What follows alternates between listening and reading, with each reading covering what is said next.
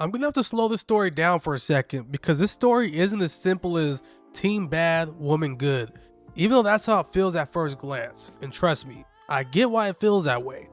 This starts with Ashley Castano Gervasi, a lifelong New York Jets fan, a woman who grew up with the team, tied with memories of her father who passed away from cancer. Someone who wasn't chasing clout, wasn't trying to go viral, she just kicked the football at the tailgate because she could. And that kick changed everything. She didn't ask for an opportunity, the Jets approached her.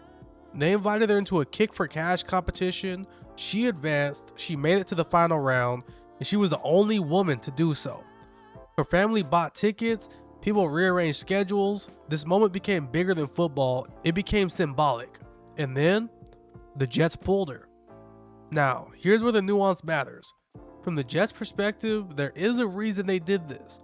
Most of these fan competitions have a fine print saying contestants can't be current or former high-level athletes, or people who coach the sport professionally, because it creates an unfair advantage. They don't want accusations that the contest was rigged or that they trained athlete beat casual fans. So on paper, when the Jets realized she coached high school soccer, their legal department probably panicked. Not because she did something wrong, but because someone in the building realized we might have broke our own rule. And organizations, especially billion-dollar ones, are allergic to liability. So yes, I understand why the Jets acted, but understanding it doesn't make it right. Because here's the real issue. They didn't fail at the rule, they failed at the moment. If the rule mattered that much, it should have been asked before she even advanced, before her story became public, before tickets were bought, before emotions got attached. Once you let someone dream out loud, you inherit responsibility. And this is where the Jets could have done better without breaking any rules. They had options.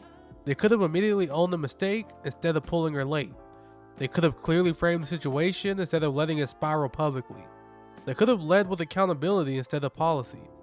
Instead, they led with silence, then disqualification, then damage control. And yes, after the backlash, the Jets reversed the decision. They let her take the kick. She kicked and she missed. But that part almost doesn't matter, because the story was never about whether the ball went through the uprights. It was a woman being invited to a moment, then nearly having it taken away after she proved she belonged there. Rules matter, but timing matters more, and humanity matters most. The Jets didn't need to bend their rules to do the right thing, they just needed to stand on accountability instead of hiding behind policy. Because when organizations forget that real people live on the other side of their decisions, that's when moments turn into mistakes. And that's why the story still hurts.